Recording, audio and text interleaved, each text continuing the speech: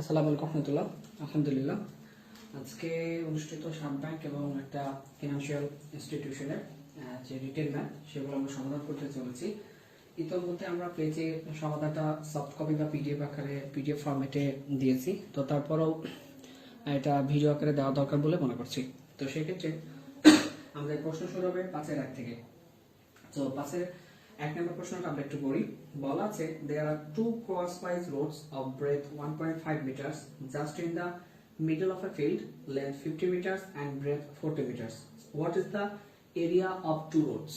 তো প্রশ্নকর্তা বা প্রশ্নে আমাদেরকে বলা হচ্ছে যে একটা ফিল্ড আছে, মনে করেন সেটা হচ্ছে এরকম একটা ফিল্ড আছে, যে ফিল্ডের আমাদের লেন্থ হচ্ছে 50 মিটার আর আমাদের ব্রেথ হচ্ছে কত 40 মিটার।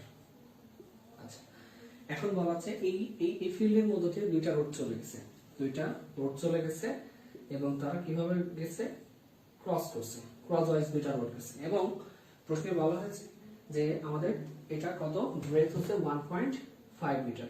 ব্রেথটা যদি আমি ধরি তাহলে 1.5 মিটার, রোডের ব্রেথ হচ্ছে 1.5 মিটার। এখন বলা হচ্ছে এই যে রোডটা গেল, এখানে একটা রোড এবং এখানে একটা রোড, এটা আপনি নামকরণ করতে পারেন ABCD করতে পারেন, সমস্যা নাই। তো এই যে দুইটা রোড কি পরিমাণ জায়গা কভার করছে সেটা আমাদেরকে বের করতে হবে। তো কি পরিমাণ জায়গা কভার করছে এটা যদি আমরা বের করতে চাই, যদি আমি প্রথমে এই ওয়াইজ বরাবর ধরি, তো সেক্ষেত্রে লেন্থ আমি কত আসবে, লেন্থ হচ্ছে কত 50 আর ব্রেথ হচ্ছে যদি এইটা 50 হয় তো মাস্ট বি এই রোডের এটাও কত, অবভিয়াসলি 50 প্যারালাল এবং সমান আর কি। তো সেক্ষেত্রে এটা 50 হলে এটাও 50 আসবে এবং তার ব্রেথ কত 1.5। সো আলটিমেটলি এটা গুণ করলে 50 75 আসবে। আচ্ছা, এট দ্য সেম টাইম আমি যদি এই রোডটা কল্পনা করি, চিন্তা করি, এই রোড অলরেডি আমাদের কমপ্লিটেড। এখন যদি আমি এই রোডটা চিন্তা করি, যেহেতু আমাদের বের করতে হবে দুইটা রোড মোট কতটুকু জায়গা কভার করছে সেটা, তো সেক্ষেত্রে এটা চিন্তা করলে দেখেন আমাদের লেন্থ কত 40 আসবে। যেহেতু এটা 40 তারপর মাস্ট বি এটা 40 হবে। আর আমাদের এখানে অলরেডি এই যে এতটুকু বা এতটুকু যেটাই বলেন না কেন, ব্রেথ অলরেডি আমাদের 1.5 আছে। সো 1.5 ইউজ করলে এটা আসবে কত 60। তার মানে আলটিমেটলি আমি যদি এটা যোগ করি তাহলে আসবে 5 আর এখানে 6 7 13 135। অর্থাৎ এই দুইটা রোড আমার মোটামুটি 135 মিটার স্কয়ার জায়গা দখল করার কথা। তো ঠিক আছে, ভালো, এটা অ্যান্সার হওয়ার কথা। কিন্তু সমস্যা হচ্ছে দেখুন তো এই জায়গাটা কি, এই জায়গাটা আমি দুইবার গণনা করছি না, এই জায়গাটা কিন্তু I have counted this 2 Times. এটা আমি কি করছি, দুইবার গণনা করছি। কারণ কি দেখেন, আমি যদি এই যে এই জায়গাটা অলরেডি যখন আমি এই রোডটা চিন্তা করছিলাম তখন কিন্তু এর মধ্যে ইনক্লুডেড ছিল, আবার এইটা যখন ইনক্লুডেড করলাম তখন কিন্তু এই জায়গাটা ইনক্লুডেড, অর্থাৎ 2 Times I have counted this. কিন্তু যেহেতু আমাদের টোটাল জায়গাটা কতটুকু দখল করছে আমাদের একটা বার নিতে হবে। তো সেক্ষেত্রে যেহেতু দুইবার আমরা করছি, কাউন্ট করছি, যদি একবার আমরা বিয়োগ করে দিব তাহলে আমাদের একবার থাকবে যেটা আমাদের ন্যাচারাল। তো এইটা দেখেন আমাদের এটা কত 1.5 ছিল, আর এটা কি, এটা একটা বর্গক্ষেত্র না, এটা একটা বর্গক্ষেত্র। তো যেহেতু এটা ব্রেথ 1.5 তার মানে লেন্থ 1.5, যেহেতু অ্যাজ ইটস স্কয়ার, তো এটার ক্ষেত্রে আমাদের মোটামুটি আপনি যদি খেয়াল করেন এটার ক্ষেত্রে আমাদের ক্ষেত্রফল কত আসবে 1.5 মানে 2 পয়েন্ট আলটিমেটলি 25 আসবে। তার মানে এই জায়গাটুকু আমি বেশি পরিমাণে কাউন্ট করে ফেলছি। এখন এই জায়গাটা যেহেতু বেশি পরিমাণে কাউন্ট করছি তাহলে কিন্তু কি করব, 2.25টা আমি বিয়োগ করে দেব। সো 2.25 বিয়োগ করলে আলটিমেটলি আমাদের এখানে আসবে কত 132.75 মিটার স্কয়ার। এটাই আমাদের এই প্রশ্নের উত্তর। সো এটা ছিল আমাদের কাছের এ নাম্বার প্রশ্ন। আশা করি কনসেপ্টটা বুঝতে পারছেন। আলহামদুলিল্লাহ, দিস ওয়াজ 5A। আমরা পেজে পিডিএফটা দিয়ে দিচ্ছি, ওটা একটু কাইন্ডলি নিয়ে নেবেন। এছাড়াও আজকে খাদ্য অধিদপ্তরের একটা পরীক্ষা অনুষ্ঠিত হয়েছে, ওটা অ্যান্সারটাও আমরা পাবলিশ করার চিন্তা করবো ইনশাআল্লাহ। আচ্ছা, আলহামদুলিল্লাহ, এবার আমাদের প্রশ্ন নাম্বার 5B। প্রশ্নগুলো মূলত 9-10 এর বই থেকে করা হয়েছে, এটা জাস্ট ইংলিশ ভার্সন, তাছাড়া কিছুই না। 5B নাম্বার প্রশ্ন দেখে খেয়াল রাখি। বলা হচ্ছে the angle of elevation of a watchtower at a point on the ground is 60 degree. If moved back 80 meter, the angle of elevation becomes 45 degree. So what is the height of that watchtower? অর্থাৎ এটা just আমাদের উন্নতি কোণের একটা math, উন্নতি অবনতি কোণের যে ম্যাথ ছিল সেটা। তো আমরা পড়ি এবং চিত্রটা আঁকি। বলা হচ্ছে অ্যাঙ্গেল অফ এলিভেশন, উন্নতি কোণের কথা বলা হচ্ছে একটা ওয়াচ টাওয়ার। তো সাপোজ ধরেন এটা ওয়াচ টাওয়ার, যেটা উচ্চতা আমি h ধরে নিলাম।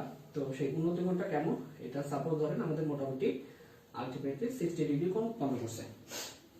এবং বলা হচ্ছে যে যেখানে উন্নতি কোণটা ছিল ওখান থেকে যদি 18 মিটার ব্যাক আসেন, সো এই যে পয়েন্ট, এখান থেকে যদি আমি 18 মিটার ব্যাক আসি, তো সেই ক্ষেত্রে উন্মোচন কোণের পরিমাণটা আলটিমেটলি 45 ডিগ্রিতে কনভার্ট হয়ে যায়।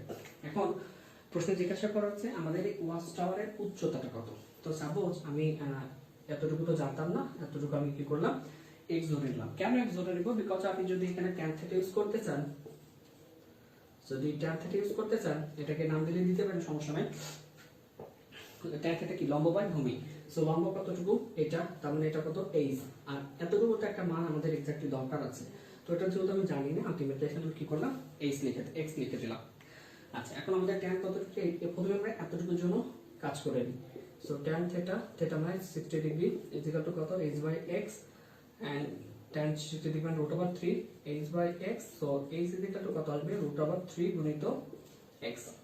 সো h এর মানটা আমরা পেয়ে গেলাম, অর্থাৎ আমাদের যেহেতু হাইট বের করতে হচ্ছে, সো হাইটের মানটা কি √3 ইনটু এই এতটুকু ভ্যালু দিলে হয়ে যায়। এখন কথা হচ্ছে x এর ভ্যালু যদি আপনি কোনো উপায়ে ফাইন্ড আউট করতে পারেন, তাহলে কিন্তু আমাদের ম্যাথটা শেষ হয়ে যাবে।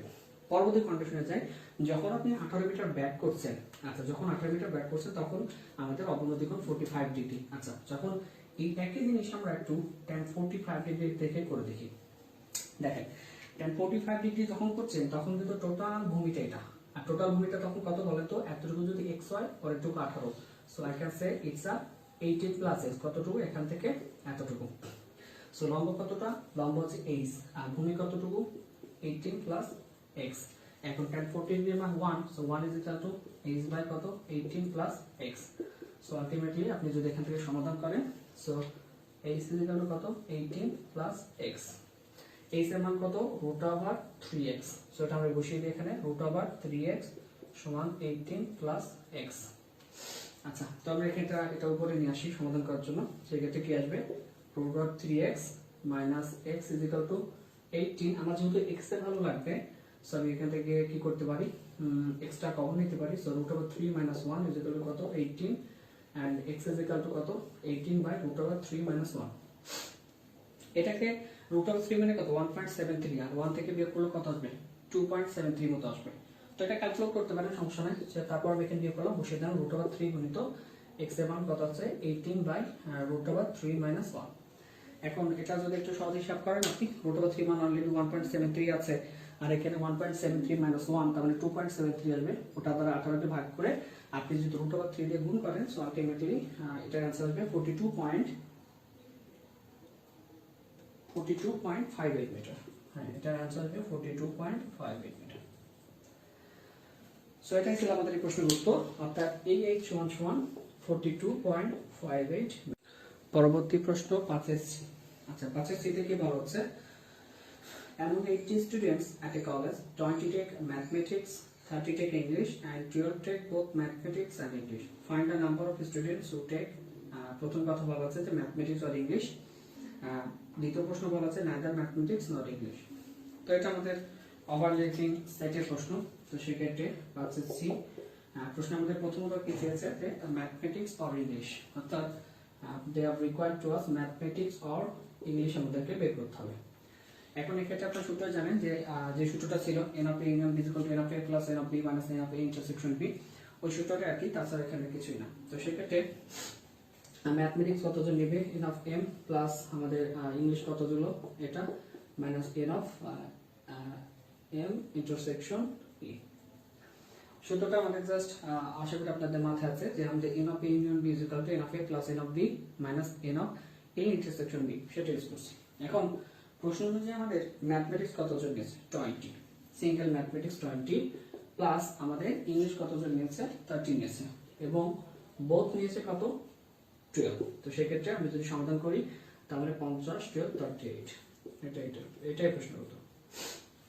তো আমাদের প্রশ্ন করা ছিল যে এখানে ম্যাথমেটিক্স আর ইংলিশ কতজন নিয়েছে। সো ম্যাথমেটিক্স ইংলিশ নিয়েছে এখানে 38 জন, যে এখানে শুধু ম্যাথ ছিল 20 জন, শুধু ইংলিশ নিয়েছিল 30 এবং বোথ নিয়েছিল 12। তারপর সূত্র অ্যাপ্লাই করলে এটা হয়ে যায়। পরবর্তীতে এটা বি নাম্বার, সেখানে বলা হচ্ছে যে নাইদার ম্যাথমেটিক্স নর ইংলিশ কতজন নিয়েছে সেটা আমাদেরকে বের করতে হবে। সো আমরা একটা সূত্র জানি যে total is equal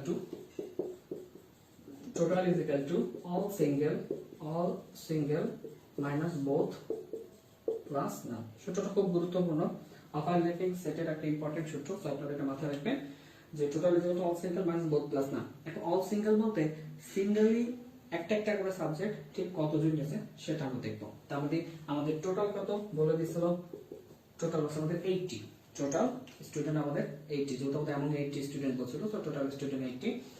at the same time আমাদের অল সিঙ্গেল বলতে ম্যাথ নিয়েছিল কতজন, 20 জন, ইংলিশ নিয়েছিল কতজন, 30 জন নিয়েছিল, এবং বোথ নিয়েছিল কতজন, 12 জন। একইভাবে বলতেছে নাম, সো নাম কত, নামকে আমি নামে ধরলাম, বা এক্স ধরতে পারেন, সমস্যা নেই। তো এটা যদি আমি ক্যালকুলেট করি, এখানে 20 30 কত 50, 50 থেকে 38, তো 38 থেকে আমি যদি 80 বের করি তার মানে এখানে আসবে 42।